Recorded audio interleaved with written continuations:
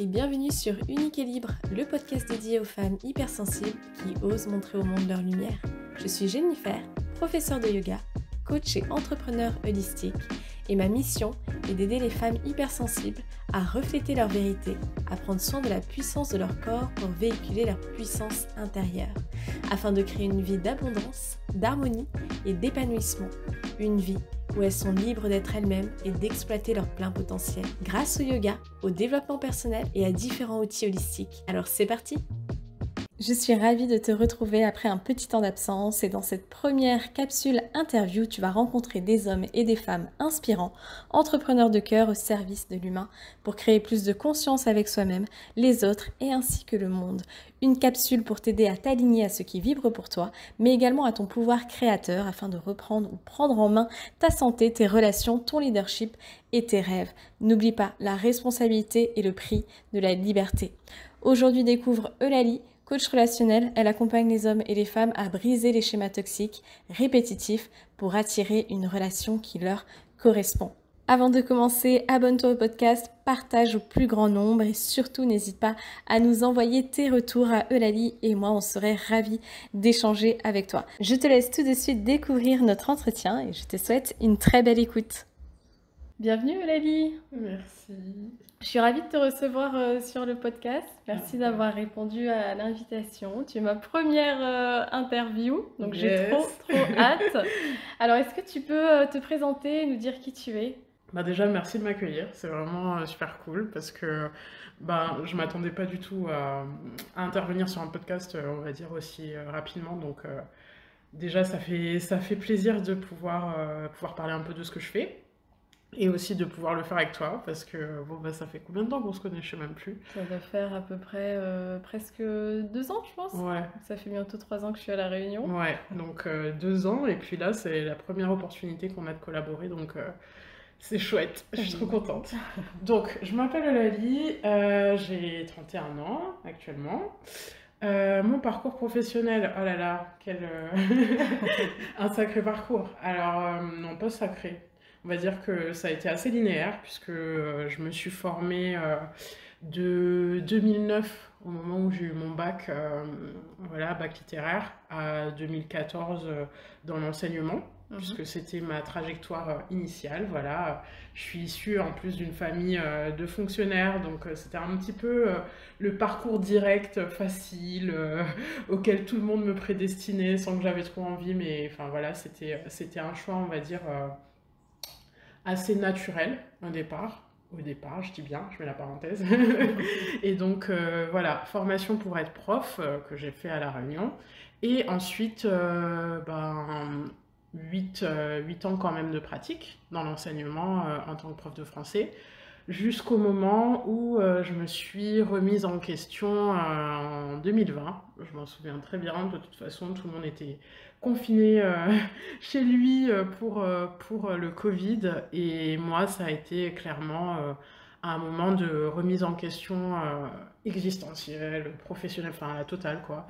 Puisque d'une part, je me demandais si cette profession-là me correspondait vraiment. Enfin, c'est pas que je me demandais, c'est que je mettais vraiment le doigt dessus et je m'autorisais à me dire que j'avais envie de faire autre chose. Jusque-là, je luttais contre. J'ai lutté pendant, je pense, toute ma carrière, sans que ce soit non plus pénible, mais j'ai lutté contre. Et à ce moment-là, je me suis juste ouverte la porte à une réflexion sur autre chose. Donc sur du coaching, sur de l'accompagnement principalement, parce que j'ai toujours aimé enseigner, j'ai toujours aimé transmettre. Je pense juste que le cadre et les modalités ne me correspondaient pas dans l'éducation nationale. Du coup, voilà. Donc, m'intéresser au coaching, ça s'est fait assez naturellement. J'ai lancé une première page autour de tout ce qui était lié à des thématiques qui me parlent, la connaissance de soi, l'affirmation de soi, l'empouvoirment, etc. Donc ça, c'était ma première trajectoire. Entre-temps, j'ai subi une rupture. Je dis subir parce que le verbe est important pour moi. Ça a été un moment difficile pour moi à traverser, une épreuve qui a été quand même, je pense, assez délicate à gérer à l'époque.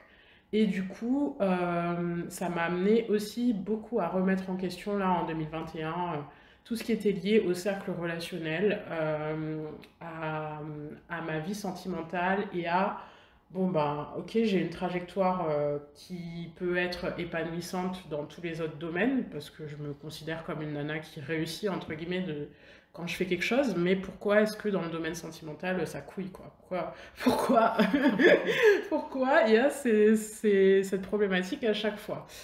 Où je suis pas épanouie, où, bah voilà, où les rencontres ou bien les ruptures sont aussi délicates à gérer, etc., etc. Donc, quand je commence à m'interroger sur quelque chose, ça il faut le savoir, je suis de nature à aller fouiller jusqu'au bout du bout pour avoir des réponses. Donc je me suis engouffrée dans l'apprentissage autour du sujet. J'ai aussi fait de la formation à tout ce qui est lié à de la thérapie, tu vois, donc de l'hypnose, etc. Donc plein de domaines qui me semblaient, on va dire, être complémentaires avec ce que j'envisageais de faire. Et du coup, ben voilà, on va dire 1 an et demi que je me questionne sur le sujet, que je ramasse des connaissances, que je me forme. Et maintenant, là en 2023, j'assume pleinement le fait de pouvoir être coach relationnel et de faire mes formations, mes ateliers, tout en continuant en parallèle à me former parce que j'aimerais bien entamer une licence de psycho en septembre. Super. Voilà. Ouais, bravo, c'est un parcours qui est très inspirant. Et Merci. qu'est-ce qui a fait qu'au bout d'un moment, ton mindset, il a switché et que ça t'a poussé vraiment à te dire, ok, bah, je veux vraiment faire cet accompagnement, je vais accompagner les personnes, tu accompagnes les femmes et les hommes Ouais. dans le relationnel. Ouais, j'accompagne les deux. Ma cible principalement, c'est des trentenaires qui ont été éprouvés par leur parcours amoureux, émotionnel, hein, parce qu'il n'y a pas, je mets émotionnel aussi parce qu'il n'y a pas que nécessairement le rapport à la relation amoureuse qui peut entrer en compte en fait dans ce que je fais. Donc, euh, donc vraiment, c'est regarder le parcours relationnel d'une personne de manière générale. Et je dirais que le switch, euh, bah, ça a simplement été de voir déjà d'autres personnes exercer enfin, ce métier, cette pratique, le fait d'être coach, le fait d'être accompagnant, et d'y trouver une forme de, tu vois, de résonance, parce que je me disais, ah ouais, ah, ça a l'air super intéressant. En plus, on travaille avec les gens avec lesquels on a envie de travailler, ils viennent vraiment pour un besoin spécifique. Ils sont engagés dans un processus de transformation, tout ce que moi, dans le professorat, je ne connaissais pas, parce que voilà, être prof, c'est imposer à des gosses de faire des choses. Donc c'est complètement détourné de ce qui peut se passer dans le cadre de l'accompagnement. Donc il y a vraiment eu cette envie, en fait, d'impacter des gens et de les amener dans un processus complet, hein, une transformation en allant d'un point A à un point B pour qu'ils en ressortent grandis. Parce que moi, je suis vachement tournée vers la croissance personnelle. C'est quelque chose qui me tient à cœur en tant qu'être humain, tout simplement. Je sais qu'on est tous amenés à évoluer, mais c'est quelque chose chez moi qui est très ancré. Je suis toujours en quête de dépassement de moi-même, on va dire. Donc du coup, voilà, ça m'a appelé pour tout ce que ça a créé comme résonance à l'intérieur, quoi. Ok, super. Et c'est quoi ton parcours du coup personnel, relationnel? Tu as dit que tu as eu quand même une rupture très difficile. Ouais, Il y a des choses qui se sont répétées. Il y a un moment, tu as eu un déclic parce qu'on n'est pas obligé au final d'avoir une prise de conscience. ouais. Qu'est-ce qui s'est passé vraiment? Au bout d'un moment, tu t'es dit, tu as eu ton éveil et tu t'es dit, bah non, stop, en fait, je ne Ouais, peux plus. je pense que de toute façon, mes éveils se sont passés à toutes les échelles, tu vois. Donc ça ne pouvait que se transférer dans le domaine relationnel à un moment. Donc comme je disais juste avant, je suis tout le temps en train de me remettre en question, tout le temps en croissance. Donc à un moment, j'allais taper dans cette sphère-là, c'était sûr. Après, mon parcours relationnel, il a été très... Enfin, je m'attachais anxieusement en fait à mes partenaires globalement hein, dans la trajectoire que j'ai pu établir jusqu'à présent, à part quelques relations hein, qui n'étaient pas du tout dans la même dynamique, mais globalement, quand moi-même je me suis confrontée à mon propre historique relationnel, c'est ça qui ressortait. Donc, et des choses dont je parle clairement sur ma page, hein, donc des schémas où je m'engageais trop rapidement dans une relation, des schémas où j'idéalisais des relations, des schémas où bah, je me sentais en dépendance vis-à-vis de l'autre. Donc il y a eu vachement ça Et oui, et le déclic, ça a été une rupture vraiment difficile au moment où tu te dis, ah bon, bah, je projetais de passer bah, une partie de ma vie avec cette personne, ça se fait pas. En plus, dans une relation, c'est quand même une forme aussi d'interdépendance affective, donc on perd un pilier.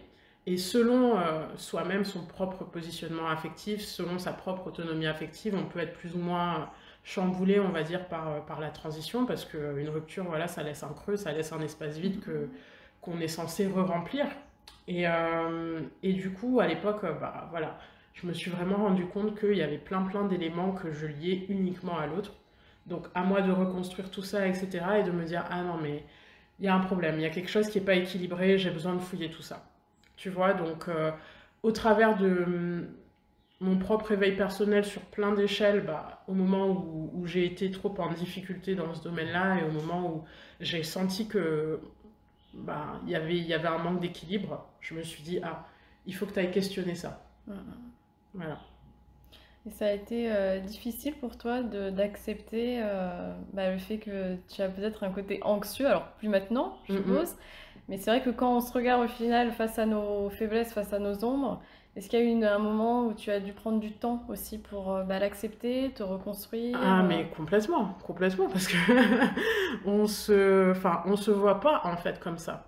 On se voit pas comme ça. Ce que j'aime à penser déjà, c'est que déjà sans éducation relationnelle ou émotionnelle, ben, en fait, on ne sait pas du tout comment fonctionnent véritablement des relations et comment on entre en couple avec des personnes, qu'est-ce qui fonde en fait nos interactions, qu'est-ce qui entre en jeu, notre sentimental, notre héritage relationnel, de notre éducation, etc. Enfin, on est tellement, tout ça c'est tellement inconscient que dans un premier temps, bah, quand on s'en rend compte, on se mange un peu une claque assez perturbante de se dire ah ouais, non, mais je fonctionne comme ça à cause de ça, ça, ça, ça.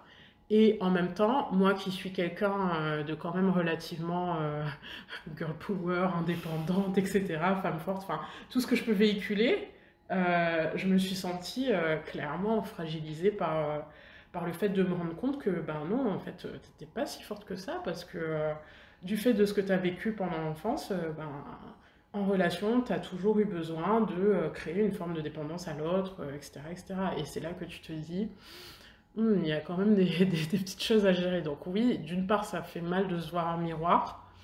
D'autre part, ça fait mal de... comment dire ça? De se dire que... ben, il y a des choses qu'on a réglées avec soi-même, hein, qu'on pensait avoir réglées ou qu'on imaginait qui nous impactaient pas autant que ça, sauf que si, tu vois. Et du coup, voilà. Mais c'est vraiment salvateur de s'en rendre compte, parce que je pense que dès lors où on s'intéresse à un sujet, que ce soit les relations, que ce soit notre façon d'être au monde, puisque toi tu parles d'hypersensibilité et de comment on le gère, etc., à partir du moment où on s'ancre vraiment dans comment on fonctionne et qu'on essaie de l'optimiser, le rendre au mieux, que ce soit pour nous ou dans notre rapport aux autres, on s'en sort forcément grandi. Moi, mes relations sont plus du tout les mêmes, ça c'est clair et net, tu vois, donc il y a quand même ce mérite-là derrière. Ouais. Et puis quand tu dis tes relations, c'est aussi pas seulement dans la sphère amoureuse, c'est Ah au oui, final non, c'est toutes tes relations c'est toutes les avec les relations, autres. exactement. Je suis passée de quelqu'un, comme je disais, d'anxieuse à quelqu'un de beaucoup plus sécurisante dans ses relations. Tu vois, enfin, je pose beaucoup plus mes limites, chose qui est une problématique pour les nanas avec qui je discute d'accompagnement. Tu vois, je suis capable d'être dans ma propre autonomie affective. Donc oui, et à plein d'échelles, que ce soit amoureux, amical, même dans le cadre social où on exige des choses de nous, je suis capable de m'en détacher et de mettre mon énergie là où j'ai envie qu'elle soit. Et pareil dans le cadre familial en fait. Donc tout interagit, tout est en dialogue et se complète. Ouais. Tu parles de l'effet miroir, donc moi je suis complètement d'accord avec ça. Je pense Ouais. vraiment qu'il y a un reflet, même si des fois bah, voilà, ça peut être difficile à voir, comme quand on parlait voilà, des blessures, des choses qu'on répète, ou un défaut, entre guillemets, que l'autre il a et on veut pas le voir parce qu'au final nous aussi des fois on peut l'avoir. Ouais, carrément. Est-ce que tu penses que la relation ça peut être aussi un chemin initiatique? Ah, mais c'est le meilleur des chemins. C'est-à-dire que pour moi, on est complètement aussi dépendant de l'autre dans notre guérison. Je peux faire 3 milliards d'heures de lecture, de développement personnel. Je peux faire tout ce que je veux, en fait, tant que je ne suis pas à nouveau confrontée à ce genre de situation relationnelle où j'ai été en souffrance auparavant, que ce soit le couple, que ce soit les relations amicales ou autres. J'ai pas moyen de voir justement l'étendue de mon évolution, l'étendue de ma guérison, ou même de voir si vraiment il y a eu un chemin qui s'est fait à l'échelle aussi de mon inconscient. Donc la guérison et la progression, on va dire, dans le domaine relationnel, elle peut pas se faire dans son coin et on peut pas se dire bon bah ok, j'ai bossé sur toutes mes ondes, tous mes traumas, youpi, maintenant tranquille et je vais aller voir les autres et tout sera réglé. En fait non, c'est justement en te confrontant aux autres que tu vas te rendre compte de comment tu as évolué et de si tu arrives à opérer mieux avec l'autre, quoi. Exactement, ce serait trop facile. Ah ouais, ce serait trop simple. Trop bien. On aurait juste à lire un bouquin, écouter un épisode de podcast et c'est fini. Et ce serait réglé. Ce serait trop génial. Ouais, non, malheureusement. On a encore du boulot. Exactement. Mais c'est pour ça qu'on dit que c'est le chemin après de toute une vie, au final. Ouais, carrément. Tu disais que dans les femmes que tu accompagnes, voilà, qu'il y avait beaucoup dans leurs problématiques d'anxiété. Qu'est-ce qui revient souvent? Parce que c'est vrai que l'anxiété, ça peut faire aussi partie d'un point de l'hypersensibilité. Est-ce qu'il y aurait d'autres problématiques? Et comment tu les aides justement, ces femmes-là qui sont très anxieuses? Bah alors, moi, je mettrais pas uniquement effectivement ce mot. Moi, je travaille principalement, donc, comme je disais, avec des personnes, femmes ou hommes, qui ont un passé émotionnel lourd à gérer et qui, du coup, ont développé des schémas affectifs. Alors, lourd à gérer, non, je vais pas dire ça comme ça, mais on va dire que c'est des gens qui ont un passé émotionnel dont ils n'ont pas fait la digestion, hein, parce que c'est pas forcément lourd à gérer. Au contraire, ça se gère très bien. Mais un passé émotionnel sur lequel ils n'ont pas prise, dont ils n'ont pas fait la digestion, etc. Et qui impacte encore à l'heure actuelle leur relation dans des schémas affectifs qui soient, entre guillemets, défaillants. Tu vois, on parlait d'anxiété, mais on peut aussi parler d'idéalisation, comme je l'ai déjà mentionné. On peut aussi parler de dépendance, comme j'ai déjà mentionné. Donc il y a vraiment plusieurs types de schémas qui se créent en fait, en fonction de ce qu'on a vécu durant l'enfance ou bien dans d'autres relations qui ont pu être abusives ou autres, quoi. Donc voilà, il y a vraiment différentes façons en fait d'avoir été impacté par ce qu'on a vécu dans notre âge, on va dire, de formation, de croissance. Et du coup, c'est ce genre de choses auxquelles je m'intéresse. Et le but, en fait, c'est d'une part de comprendre cet historique émotionnel et de faire ce travail de digestion. Et d'autre part, de briser les schémas qui, du coup, font que dans chacune des relations, tout se répète en boucle, quoi. La même façon de rencontrer les gens, la même façon de entre guillemets, tomber amoureux. Donc, il y a souvent aussi des problématiques d'attachement précoce. Il y a des problématiques, la dépendance, je l'ai déjà mentionné, mais bon, voilà. Donc, toutes les problématiques d'attachement se retrouvent à ce moment-là. Et les schémas, comme je le disais, se répètent. Donc, les schémas d'attachement, les schémas de vie de couple, de vie à l'autre, et les schémas de rupture aussi. Donc à ce moment-là, il y a des gens à la trentaine qui ont un déclic et qui se disent, un peu comme moi d'ailleurs, putain, il y a un problème, quoi. Je revis tout le temps les mêmes choses, tout se passe en boucle avec des personnes différentes, même si par moments je me dis que je me rends compte de certaines choses au moment d'une rupture que j'ai plus envie de reproduire dans la relation qui viendra après. Pourtant, ça se passe encore de la même façon. Donc, à un moment donné, qu'est-ce qui gêne, quoi? Et on vient travailler là-dessus. Est-ce que tu penses qu'on parle d'émotionnel, mais est-ce que aussi ce serait en lien avec... on pourrait parler de trauma? Oui, on peut parler de trauma, oui, carrément. Il faut... Après, je pense que les gens, comment dire ça, ont une vision du mot trauma comme quelque chose de très violent, Mm, en fait. Et c'est une problématique parce que un trauma, c'est juste ce qui vient entraver. Ici, quand on parle de trauma, c'est vraiment ce qui vient entraver le développement émotionnel et relationnel d'une personne. Donc, il y a des choses très simples qui ont pu être traumatiques. mm, mm. Je sais pas, un enfant à qui on ne donne pas assez d'affection ou pas assez de présence physique, il vit déjà un trauma. C'est une Bien expérience sûr. traumatique. Donc, oui, il y a carrément des traumas qui rentrent en compte, tout en sachant que, effectivement, la vision qu'on peut avoir du trauma, elle est encore trop restreinte à des éléments violents Mm, mm. que l'on a pu identifier, voilà. Sauf que c'est beaucoup plus large. Ouais. Est-ce que tu peux nous parler justement des blessures émotionnelles? De nous dire qu'est-ce qu'une blessure émotionnelle? Peut-être qu'il y a des personnes qui ne savent pas exactement, parce que c'est vrai qu'on parlait beaucoup avec, je crois que c'est Lise Bourbeau qui parlait des 5 blessures Ouais, de l'âme. ouais. Est-ce que tu peux nous en dire un peu plus sur ces blessures émotionnelles pour quelqu'un qui aimerait arriver à mettre un mot, à comprendre peut-être ce qu'il vit? Ben, déjà, je le renverrai à ce bouquin parce qu'il est quand même pas mal, hein. Je pense que tu l'as lu toi aussi. Oui. Ouais. Mais ouais, le bouquin de Bourbeau, il est quand même assez simple pour comprendre tout ça. Donc, c'était les cinq blessures. Je sais plus exactement le titre précis, hein, mais plus complet que ça. Et en gros, pour moi, une blessure émotionnelle, c'est tout simplement comment dire ça? Un manquement, une défaillance qui s'est produite, en tout cas au moment de la construction du schéma relationnel d'un individu.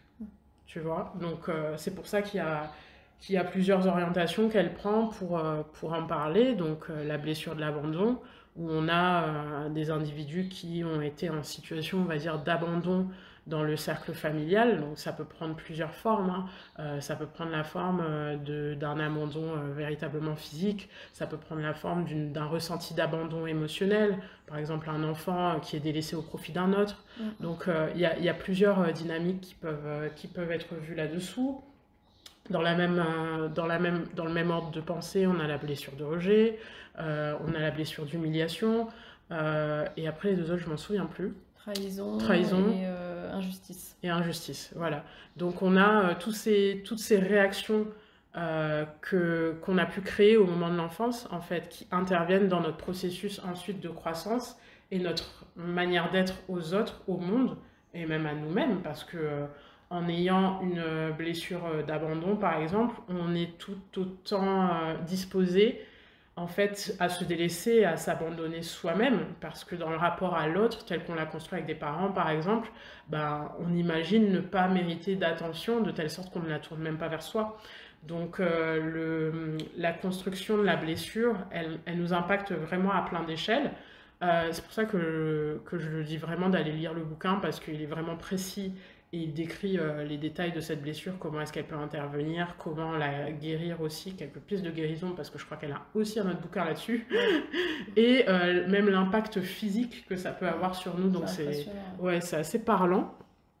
Et cela dit, justement, ce qui est aussi intéressant, c'est d'utiliser cette base-là de blessure, non pas pour s'enfermer dans une posture victimisante où on va se dire « Oh, ça y est, j'ai la blessure d'abandon, tu comprends, je ne peux plus rien faire de ma vie, tout le monde se détourne de moi. » Enfin, les gens ont tendance à s'enfermer dans un concept dès qu'ils rencontrent.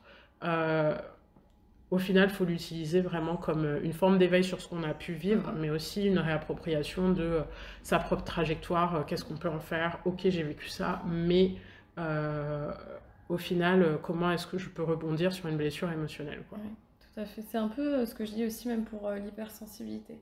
Ouais. Tu es hypersensible, mais au final, ça ne définit pas entièrement non plus qui tu es. C'est clair. c'est Parce que clair. sinon, bah, tu as tendance, pareil, à placer au final ton pouvoir personnel, entre guillemets, ou à te placer Ouais, en tant que victime. Ah, bah, il m'arrive ça parce que bah, je suis hypersensible. ouais, Mes relations, elles se passent comme ça, bah, parce parce que je que je suis suis une hypersensible, hypersensible. exactement. Et en fait, bah non, c'est pas possible. En fait, Ouais, ok, t'es hypersensible, mais après, je pense qu'il y a quand même. Enfin, ça te définit pas non plus entièrement, comme ouais. pour nos blessures. Mais oui, complètement, parce que je pense que c'est trop facile de s'attribuer une étiquette et de se cacher derrière comme si c'était un gros panneau Mm, mm.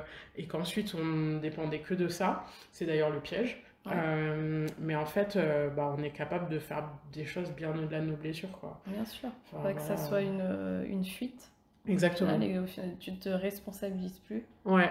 Euh, Comment tu as pu, toi, par exemple, guérir une blessure émotionnelle? Quels sont les outils?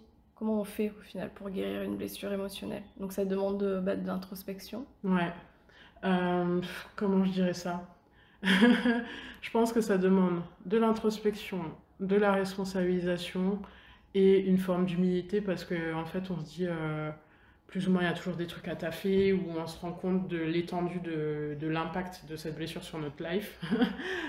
T'es là, tu te dis ah mais en fait ouais j'ai tendance à faire ci, ça parce que j'ai encore l'impact de cette blessure-là dans ma vie.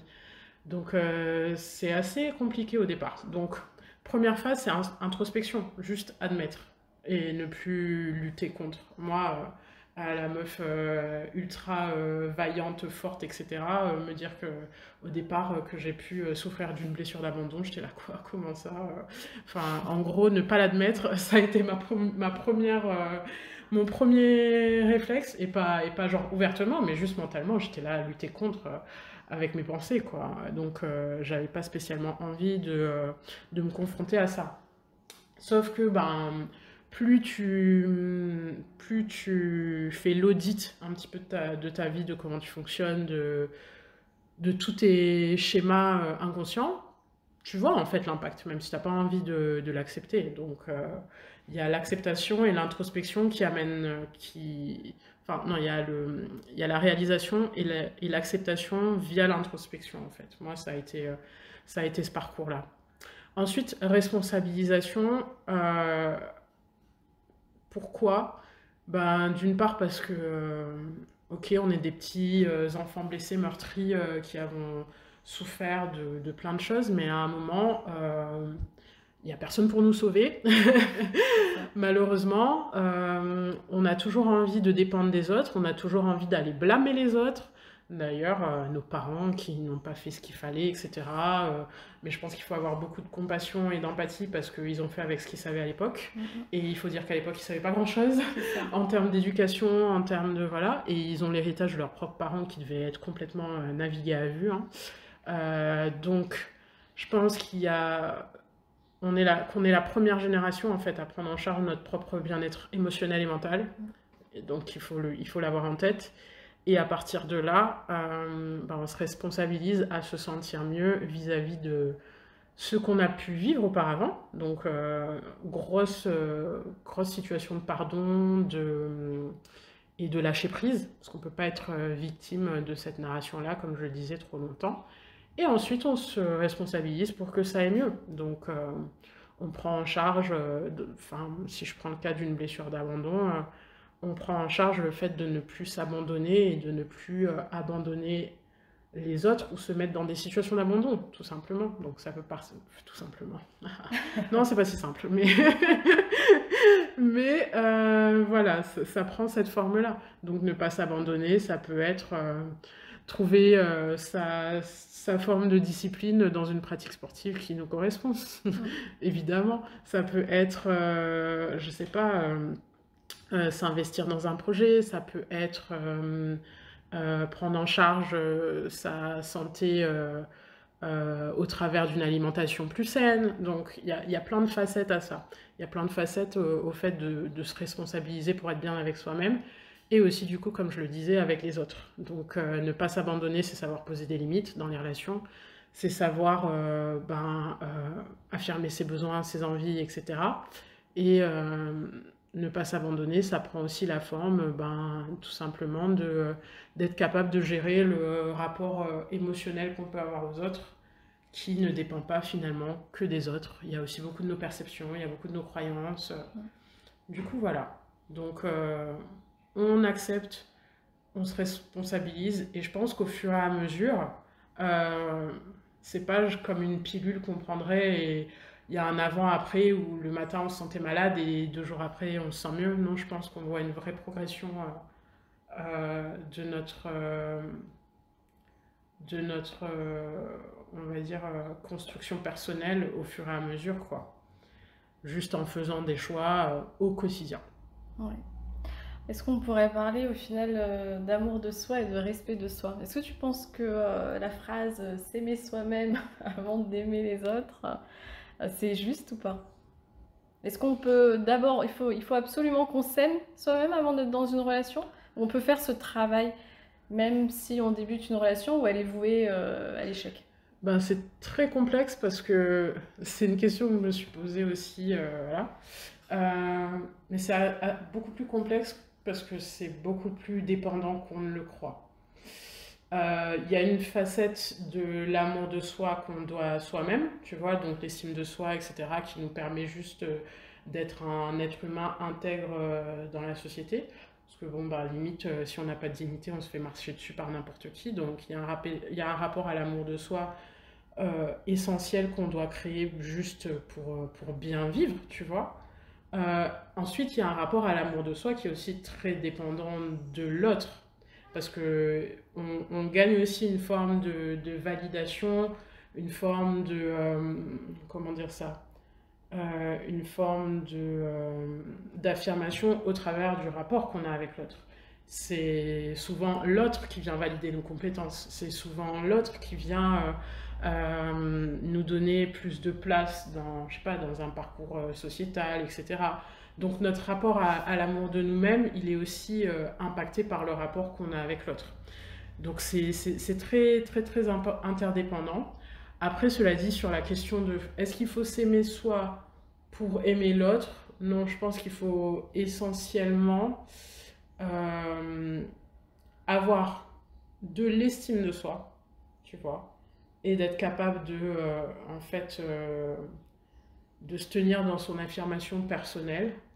Mais l'amour de soi est complexe parce que l'autre va nous en apporter aussi, tu vois. L'autre va venir valider des choses chez nous qu'on ne voit pas. L'autre, dans l'interaction, va nous apporter énormément. Et c'est une des plus-values. Sinon, on serait tous des petits individus dans notre coin à, comment dire ça, à vivoter dans notre propre indépendance sans avoir besoin des autres, tu vois. Surtout à notre époque où on est tous finalement dans un monde hyper individualiste où limite on pourrait se passer de tout le monde, tu vois. Donc est-ce qu'on serait vraiment heureux? Parce que je pense qu'on est quand même des êtres au final bah non, sociaux, ouais, on on a est besoin des de... êtres sociaux, c'est clair et net. Ouais. On est dans une société hyper individualiste, mais on n'a jamais eu autant, je pense, envie, besoin de lier des connexions avec les autres. Ça se sent. Et ceux qui n'arrivent pas à le faire en souffrent beaucoup, quoi. Donc, s'aimer avant tout, non, pas nécessairement. Il faut qu'on ait une dose d'estime et de respect de soi, essentielle. Mais l'autre nous apporte aussi énormément dans notre cheminement, dans notre rapport à nous aimer nous-mêmes. Du coup, voilà. Est-ce que ça serait pas aussi du coup un problème? Alors on parlait d'éducation. Donc, je pense que oui, il y a une grosse partie dans l'enfance, une grosse partie aussi transgénérationnelle, hein, des choses qu'on répète même inconsciemment, hein. Grave. Mais est-ce qu'il y a aussi une partie de notre société qui nous montre peut-être un amour des fois biaisé via les médias Ah, mais c'est mon sujet les préféré, ça! téléréalités? Allez tous regarder Perfect Match, parce que ça... Ah, mais c'est le summum! Ah, mais j'adore! Forcément, Tu dois prendre du plaisir, non? Ah, j'adore. Regarder Alors, ça. mon kiff à l'heure actuelle, je vais te dire, c'est d'une part de regarder les téléréalités, première étape, et ensuite d'aller regarder sur YouTube les commentaires de psychologues ou de psychiatres sur les gens de télé-réalité. Et je trouve ça juste mais magnifique, c'est un plaisir, moi je me régale, comprendre les dynamiques interpersonnel et voir que lui, par exemple, il a une obsession de la validation et du regard de l'autre, ou voir que celui-là a une obsession autour de la souffrance émotionnelle. Enfin, et t'es là, waouh, c'est magique. Ah, perso, j'adore, c'est mon dada. Mais oui, donc un de mes chevals de bataille, on va dire, c'est de venir débunker comme ça les représentations qu'on a pu recevoir au travers de toute la pop culture, au travers de tout un héritage. Voilà, je pense que ça date pas d'il y a longtemps en plus, hein, toute cette construction sociétale autour de l'amour-dépendance ou l'amour toxique, etc. Mais ça nous impacte de fou dans les chansons, voilà, dans les téléréalités, dans les films, dans tout ce que tu veux, dans les séries. On n'a que des représentations, enfin, pas uniquement, mais je dirais bien à 90%. On n'a que des représentations d'histoires d'amour compliquées où il y a des rapports de dépendance ou bien des rapports toxiques et qui ont l'air complètement banal, quoi. Si je prends Roméo et Juliette, bon, pourtant l'histoire elle date d'il y a bien longtemps, hein, mais Shakespeare il n'était pas en train de regarder Perfect Match, tu vois. Mais bon, on a quand même la thématique de deux gosses qui tombent amoureux en 2 jours et qui crèvent à la fin, enfin, à un moment donné, waouh, quoi. Et on se pose pas trop de questions par rapport à tout ce qu'on reçoit dans les médias, et pourtant, ça construit complètement le panorama de ce qu'on met derrière l'amour. Quand maintenant, on voit justement dans des téléréalités les gens qui partagent deux soirées ensemble et qui tombent amoureux parce que l'autre il est trop beau et qu'il a de beaux bras. Ah mais j'étais morte de rire hein, quand j'ai entendu ça. Je crois que tu l'avais partagé, oui, sur ta story. Ouais, je l'avais partagé. Ah mais moi j'étais choquée. Je me suis dit, à ce moment-là quand même je vais le filmer parce que bon, il y en a eu plein d'autres, hein, des pépites. Hein, mais là j'étais là, son discours, mais elle est vraiment, enfin il y a une forme de naïveté dans ce qu'elle dit, mais en même temps c'est touchant parce que tu te dis, mais quelle vision est-ce qu'elle a de l'amour pour arriver à dire ça sereinement à la télévision, quoi. Tu vois, donc il y a beaucoup d'empathie quand je regarde ces choses-là aussi, parce que je me dis, bon, fondamentalement, la problématique, c'est qu'on nous a jamais appris à aimer correctement. Du coup, voilà. Et puis, il y a aussi l'image des réseaux, avec Instagram, où tout est parfait, il faut que tu sois comme ça dans ton couple, tout est beau, tout est, tout est merveilleux, rose, et puis ça doit durer, comme on dit, comme dans les films. Voilà, on parlait aussi, même, on pourrait prendre les Disney, les anciens Disney, où ça dure jusqu'à la nuit des temps. Ouais, c'est ça. Et tu auras plein d'enfants, et puis surtout ce schéma de l'homme. Qui vient te sauver. Qui vient te sauver. Ah bah toujours, forcément, c'est lui qui vient te sauver. C'est ce cheval blanc. Sans lui, nous sommes rien. Oh purée, vive le patriarcat, merci. Ah mais oui, nos histoires à la Cendrillon, à la Blanche-Neige, Baiser Salvateur, oui, clairement. Il y a une grosse empreinte en plus de... Ça c'est aussi encore plus intéressant parce que l'empreinte patriarcale, là, c'est vraiment l'homme qui fait le choix de la femme et une espèce de validation qui vient s'imposer au moment où la femme a été choisie par l'homme. C'est genre, je suis digne d'être quelqu'un parce qu'il m'a choisi, il m'a embrassé, je peux vivre. Enfin, tu vois, les Cendrillon et les Blanche-Neige, c'est limite ça. Je suis enfin capable de vivre parce que j'ai été validée par l'homme dans le schéma qui est représenté dans ces contes-là, c'est ça. Sinon, la meuf, elle crève, quoi. Oh là là, désespérant. Mais du coup, il y a tous ces facteurs-là qui entrent en jeu dans notre construction relationnelle à l'heure actuelle. Et voilà, c'est ancré dans l'inconscient, de sorte que peu de gens le remettent en question, à part des personnes comme moi qui sont vraiment... orientée vers le sujet, tu vois. Donc, ça aussi, c'est quelque chose auquel je suis très sensible. Puis le piège, ce serait aussi des fois de passer dans l'extrême peut-être, de rejeter aussi, alors que ce soit pour un homme ou pour une femme, hein. Ouais, Quand tu as été blessé, je pense, dans des schémas répétitifs, ouais. au bout d'un moment, bah, en fait, tu rejettes même Mhm. toute relation, où tu deviens peut-être quelqu'un qui va être très dur, Ouais. et qui voudra plus du tout avoir un lien Ah oui, complètement. intime, quoi. Ça, c'est une forme de... Comment dire ça? C'est une froideur affective et je le retrouve plus avec les hommes, ça. C'est plus les hommes qui viennent parler de ça parce que ils ont un rapport à l'émotionnel qui est beaucoup plus biaisé que nous, les femmes. Donc, ils l'acceptent pas du tout. Ils ont du mal à réguler leurs émotions ou même ils n'ont pas d'instance pour en parler. Parce que nous, les femmes, enfin voilà, le lien entre femmes, le lien féminin fait que bah, on est toutes beaucoup plus ouvertes à discuter de nos émotions. Enfin voilà, quand on est entre filles, on va parler de nos relations en détail, que ce soit le pendant affectif, que ce soit le pendant sexuel, que ce soit ben, l'impact que ça peut avoir dans nos vies. Les mecs, ils ont pas ça. Ils n'ont pas un moment où ils se retrouvent à prendre un café et à dire bon bah alors tu ressens quoi pour elle, comment ça se passe, qu'est-ce qui vous arrive dans le couple en ce moment. Non, ils n'ont pas du tout ces instances-là, donc ils n'ont rien pour exprimer tout ça, pour extérioriser. Et du coup, je pense qu'il y a cette espèce de carapace complètement légitime qui se forme face au rapport à l'émotionnel vis-à-vis de la relation amoureuse. Et bien souvent, bah, ça se ferme de plus en plus quand ils ont été meurtris, quoi. Parce que, ben, tout simple, ils n'arrivent plus à faire confiance et à laisser place à cette part d'eux qu'on vient sans cesse malmener, tu vois, dans leur perception, c'est ça. Et du coup, oui, l'autre pendant, il existe complètement. La fermeture émotionnelle, je le vois très régulièrement. Les hommes, ils viennent m'en parler, ils ont pas honte d'en parler, au contraire, et ils essaient de comprendre.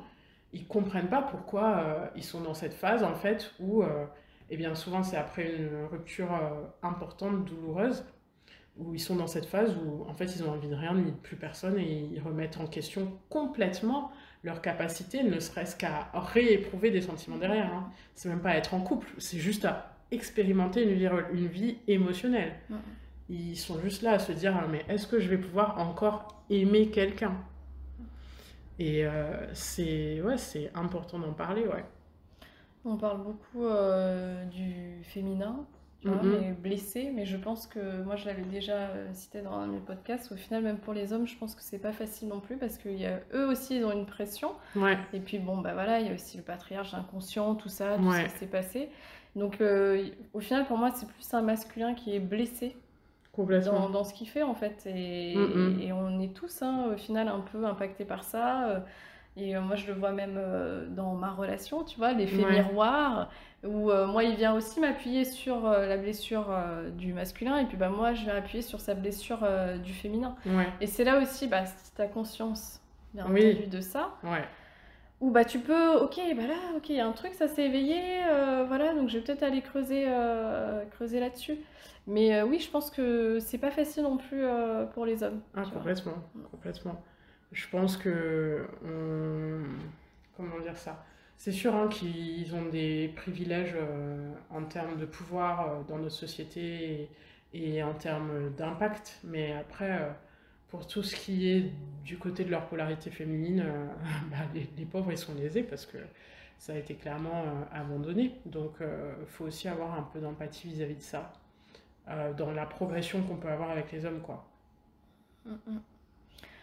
Euh, Selon toi, c'est quoi une relation saine? Parce que c'est pas. Enfin, moi, ma vision, en tout cas, c'est pas une relation non plus parfaite parce que ça n'existe pas. Mhm. Donc, des fois, on peut avoir cette image de. Une relation qui est parfaite, bah, c'est quand il n'y a pas de conflit, quand tout est beau, quand Ouais, c'est ça n'existe pas. fluide. Ça, il faut se méfier. Exactement. Voilà, donc c'est quoi au final une relation saine entre deux personnes? Alors, une relation saine entre deux personnes, c'est une interdépendance. Donc, un individu autonome qui se présente face à un autre individu autonome, où il décide de créer une connexion qui fasse en sorte de les éveiller et de les élever tous les deux, tu vois. Pour moi, une relation qui fonctionne, oui, c'est une relation où il y a des conflits, mais c'est une relation où on est partenaire dans un investissement de croissance. Ouais, j'ai envie de le voir comme ça.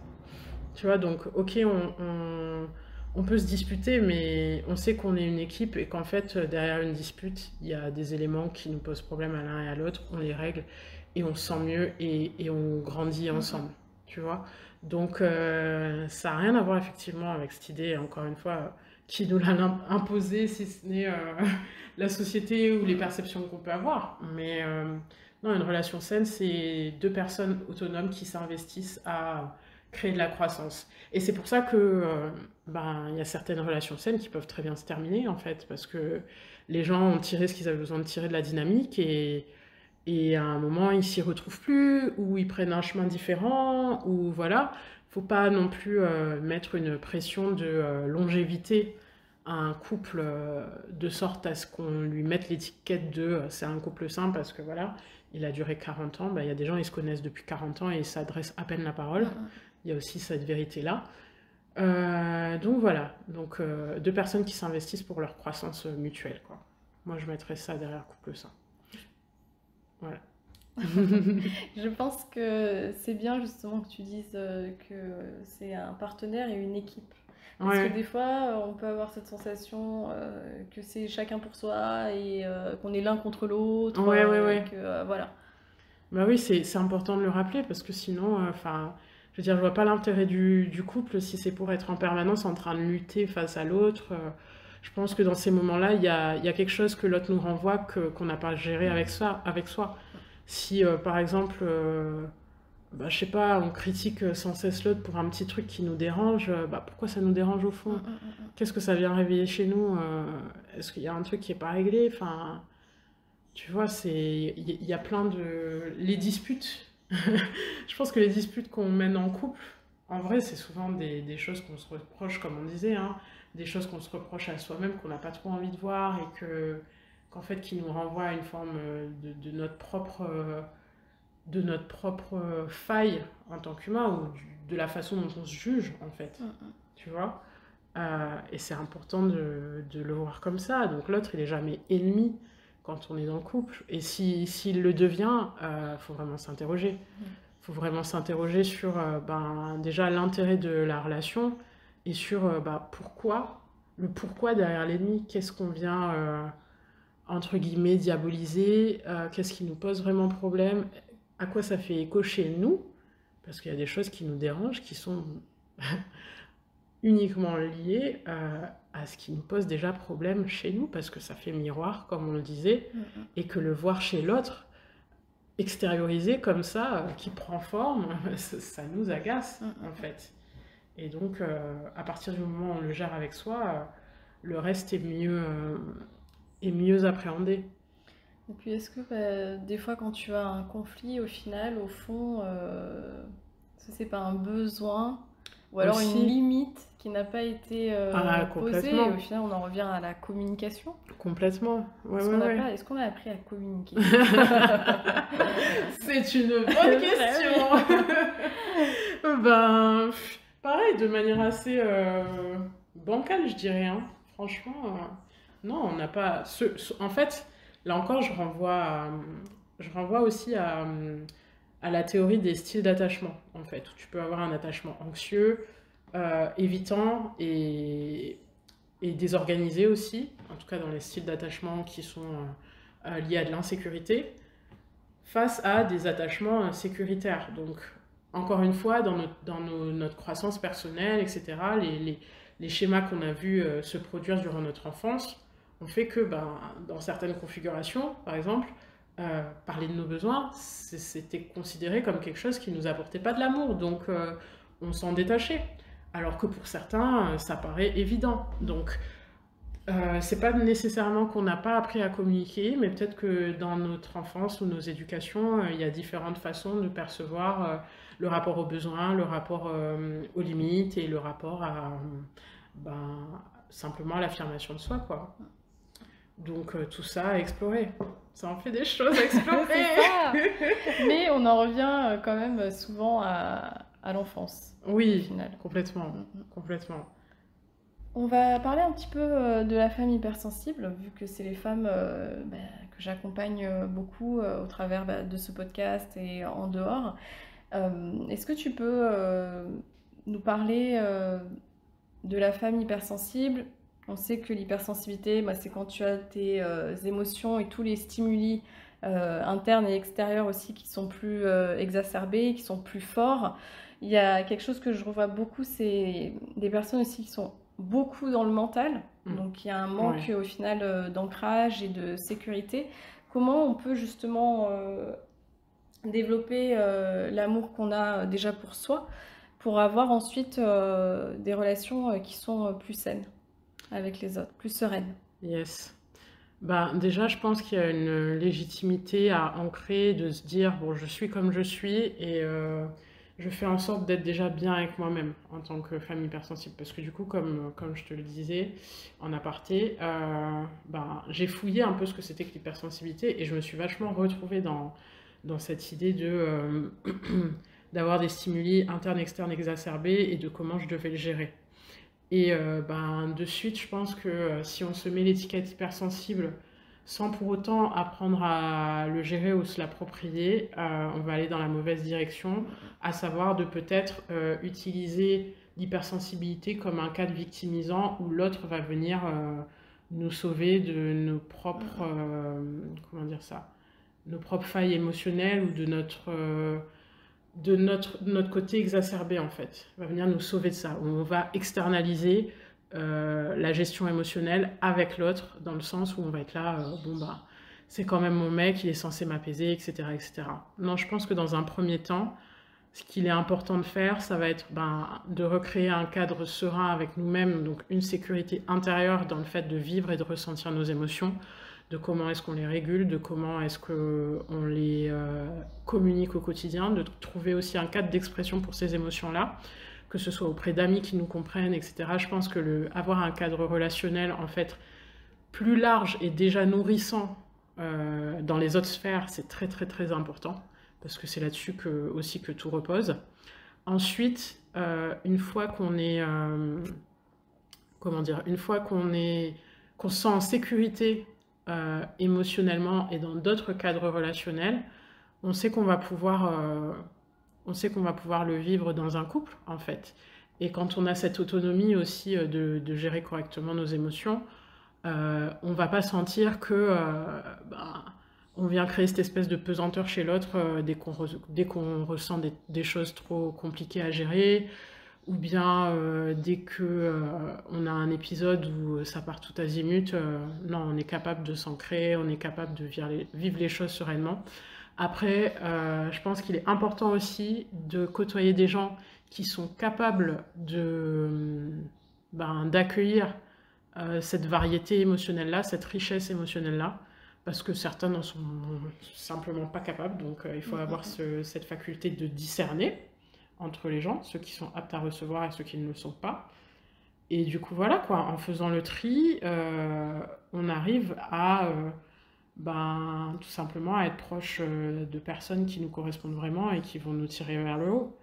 Donc mon conseil, c'est vraiment ça, c'est d'abord de créer de la sécurité en soi-même, dans sa gestion émotionnelle, relationnelle, et ensuite de bien trier dans les personnes qui sont capables d'accueillir ça, sans pour autant que ça devienne une plaie pour eux, hein, c'est normal, mais qui soient en mesure de voir et de percevoir la richesse d'un spectre émotionnel qui soit large.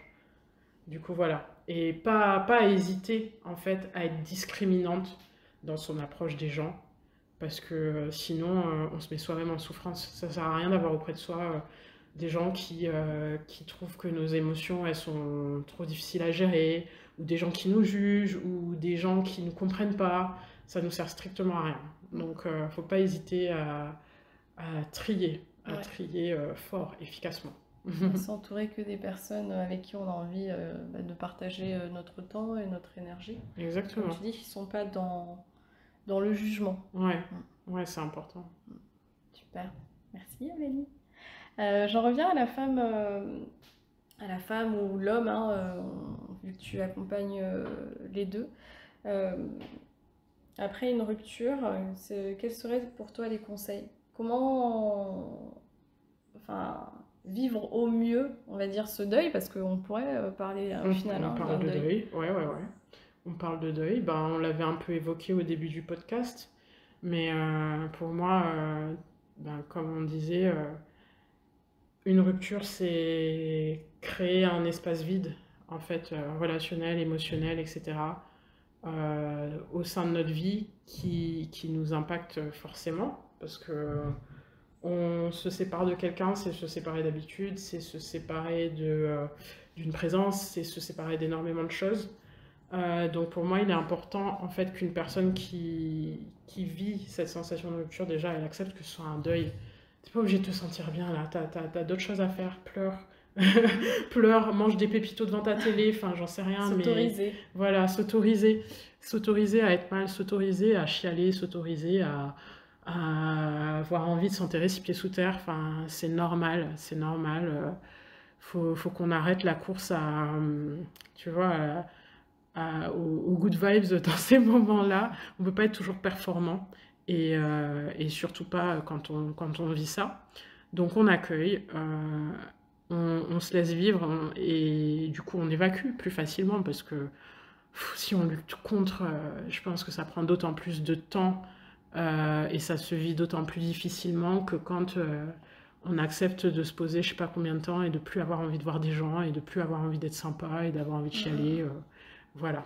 Euh, Après, il faut aussi se prendre en charge dans la mesure où justement le vide qui a été créé, la nature elle aime pas le vide, j'aime autant dire, donc autant le remplir. La sociabilité qu'on peut retrouver après ben, justement un deuil relationnel, elle est importante parce que notre, enfin voilà, l'amour qu'on a pu recevoir d'une tierce personne au travers d'une relation amoureuse, faut pas croire qu'on s'en est totalement coupé en rompant. Au contraire, on a des sources d'amour partout autour de soi. Et je pense que c'est à ça qu'il faut se reconnecter dans les moments de rupture, c'est-à-dire venir remplir le vide affectif par une forme ben, de présence sociale, en fait, au travers d'amis, au travers d'une communauté, au travers de la famille. Voilà, venir puiser dans tous ces piliers-là qui sont fondamentaux pour notre réalisation personnelle. D'ailleurs, je pense que la rupture, comme je l'avais abordé, j'avais parlé de style d'attachement, elle est d'autant plus difficile pour des personnes avec des attachements qui sont liées à de l'insécurité plutôt que des personnes plus saines. Parce que généralement, quand tu es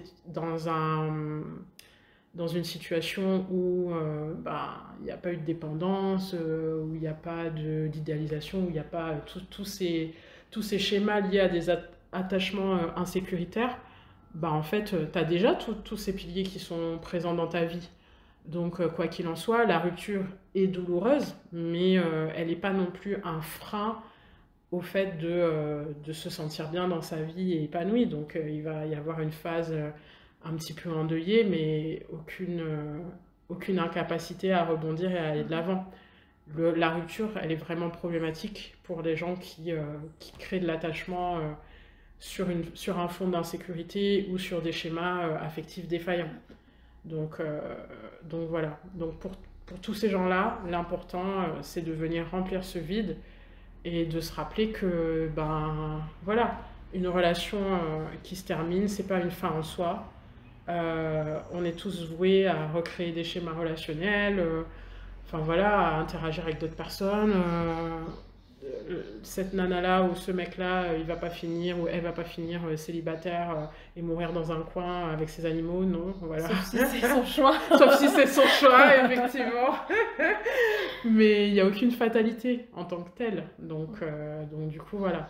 S'autoriser à vivre le deuil, accepter, rebondir par la suite, remplir le vide qui a été laissé. Et avec le temps, la personne qui vit une rupture commence à reprendre goût à bah, sa propre autonomie affective, au fait de pouvoir bah, construire d'autres choses indépendamment du fait d'être en couple. Donc voilà quoi. Il faut se laisser le temps de reconstruire tout ça. Et ça crée de la résilience au final, parce que moi je me souviens une rupture qui m'avait énormément marquée, hein, où j'avais mis du temps à m'en remettre. bah, ça a ouvert, ça a contribué aussi à la personne bah, que je suis aujourd'hui, à Ouais, m'intéresser à tout ça, au dev perso, exactement, à grandir, exactement. voilà. Mais Donc oui, c'était là où pareil. moi j'ai eu mon déclic, Ouais. comme toi, voilà, Mais ouais, avec pareil. Même merci à toutes les petites, merci, les- asshole! c'est ça. Merci au connard Voilà, merci! Non, c'était pas un connard en plus, donc Non, parenthèse, mais je dis oui, ça pour plaisanter, mais bon, voilà, merci à toutes les petites crasses là du parcours de vie qui font qu'on en est là, bah, bien quoi. sûr. Et les ruptures, ça en fait partie, c'est clair et net. Mm.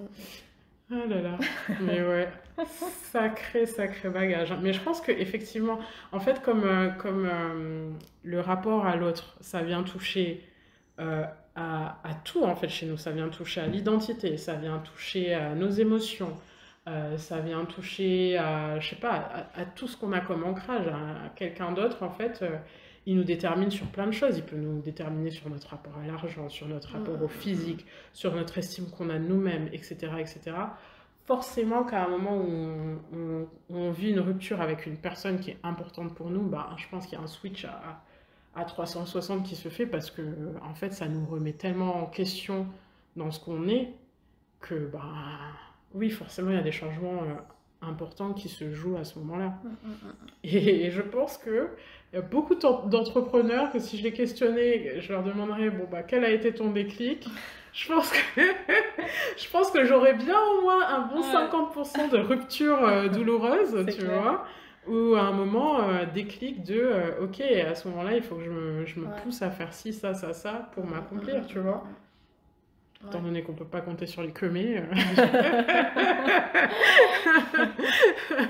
Mais bon, tu vois, je pense qu'il y a quand même beaucoup de ça, quoi. Donc retenez, donc l'entourage, encore une fois, notre entourage. Mais oui. Je sais plus où est-ce que j'avais lu que l'entourage, les 5 personnes Oui. avec qui tu passes le plus de temps vont influencer ta vie au final. Qui ont la plus grande influence, carrément. Et donc pour finir, est-ce que tu aurais un livre, un podcast à nous recommander, une télé-réalité? Alors, je vous fais une petite liste parce que j'en ai plein. Et on mettra dans les notes de l'épisode. Voilà, si tu avais peut-être un livre ou un podcast, et si tu en as plusieurs, je les rajouterai dans les notes. Alors, en termes de lecture, je pense que la première est la plus importante. Ouais, s'il y en a qu'une à retenir, moi, le bouquin que je conseillerais dans un premier temps, pour comprendre les dynamiques relationnelles, c'est Les clés de l'attachement d'Amir Levine, donc, qui explique en fait les dynamiques d'attachement, comme je les ai expliquées, hein, entre les attachements qu'on considère comme liés à de l'insécurité, entre guillemets, donc anxieux, évitant, désorganisé, et l'attachement juste sain, sécure. Et je pense que c'est une bonne porte d'entrée parce que ça permet de comprendre nos fonctionnements relationnels de manière très large, la façon dont on entre en relation, dont on vit la relation, dont on peut vivre les ruptures. Donc c'est un spectre assez grand pour nous permettre de nous appréhender beaucoup mieux. Et par contre, même chose, hein, pas commencer à se mettre une étiquette genre je suis tel style d'attachement et je suis foutu. Non, en fait, ce qu'on comprend aussi grâce à ce bouquin, c'est que notre style d'attachement, il est en mesure d'évoluer par rapport au travail qu'on fait sur soi-même et par rapport à la qualité des relations qu'on peut être amené à créer. Donc ça, c'est super, super important. On peut parler d'expérience correctrice quand on vit une relation qui se passe super bien et qui justement peut nous faire devenir beaucoup plus sain dans notre façon de créer du lien à l'autre. Donc ce bouquin-là, il est top. En termes de podcast, c'est une bonne question parce que j'écoute plein de podcasts, mais j'aime beaucoup celui de Matthew Hussey. Donc c'est un Anglais qui est un Britannique qui est spécialisé en dating, hein, ça doit être une des références mondiales en fait. Et il approche plein de situations concrètes de manière très très très intéressante avec, je pense bien, 15 ans d'expérience maintenant sur le sujet. Donc, il est calé quoi. Ouais, il est calé. Ouais. Ça fait un bout de temps qu'il est dans le game. Donc c'est super intéressant. Bon après là par contre c'est un podcast en anglais donc voilà, sorry guys. mais ouais j'aime beaucoup ce podcast. Il permet de comprendre pas mal de choses. Après, Jay Shetty, je sais pas si tu vois qui c'est. Non, ça me dit rien. Bon, pareil, c'est un mec très dev perso, mais Ok. il a sorti récemment, en fait, début 2023, un bouquin sur l'amour qui s'appelle Eight Rules of Love. Ok. Et donc, dans son podcast, lui, pareil, il a du coup eu tout un pendant là, où pendant 6 mois, il a traité de toutes les dynamiques relationnelles et c'était aussi très, très, très intéressant. Donc, Shetty, c'est Shetty. Et on peut le retrouver facilement sur Amazon et son podcast sur Apple Podcast et toutes les autres plateformes, quoi. Ok, super. De toute façon, on va mettre tout ça dans les notes Yes, de l'épisode. Merci, Eulalie. de rien. Comment on peut travailler avec toi? Où est-ce qu'on te retrouve? Ah bah moi sur Instagram, babes. Insta Eulalie _A, donc Eulalie tiré du bas A. De toute façon, ce sera dans les notes, infos. ouais. Et comment est-ce qu'on travaille avec moi? Eh bien, j'ai 2 pendants. D'un côté, je fais de l'accompagnement personnalisé en one-to-one, où j'aide les gens justement avec un passé relationnel compliqué, douloureux, les trentenaires généralement, qui ont été éprouvés par l'amour, à comprendre leur schéma affectif, à venir briser ceux qui les desservent et à recréer une façon d'être aux autres, à soi-même, qui leur permettent de rencontrer une personne qui leur corresponde vraiment. Voilà. Donc, à bas l'idéalisation, l'anxiété et toutes les petites conneries qui viennent vous court-circuiter dans votre rapport à l'autre. J'ai vraiment envie de créer des gens sains. C'est mon cheval de bataille, est-ce que vous m'entendez? Le toxique, les gens toxiques, les dynamiques toxiques, etc. Je les repère, je les connais très bien. J'ai aussi une grosse, comment dire ça? Un gros pendant éducationnel où j'ai besoin de transmettre là-dessus. Donc, créer des gens aux dynamiques saines plutôt qu'aux dynamiques toxiques, ça nous sera à tous utile. Donc, du one-to-one et aussi des ateliers trimestriels qui vont commencer dans pas très longtemps. Je travaille dessus à l'heure actuelle. Super. Ouais, donc à chaque fois, une thématique qu'on va explorer sur un atelier pendant 1 heure et demie, avec au bout une feuille de route qui permette de transformer vos relations. Top. Donc ça, c'est un atelier qui est en ligne. C'est des ateliers que je vais donner En présentiel? Non, ce sera certainement via Zoom. Ok. Donc des Super. ateliers en ligne, mais pas des ateliers style, comment dire ça? Style webinaire que tu consommes. Non, je fédère les gens et on explore la thématique ensemble pendant 1 heure et demie. Bon, bah, parfait. Alors comme ça, c'est accessible partout dans le monde. Exactement. Venez, venez, braves gens. Bon, bah, super. Merci beaucoup, Eulalie, Avec d'être plaisir. venue. Merci à toi de m'avoir accueilli, c'était top. Bon, On a bah, moi bien aussi, j'ai rigolé. adoré. Ouais, franchement, c'était cool. Bon, bah, à très très bientôt alors. À bientôt.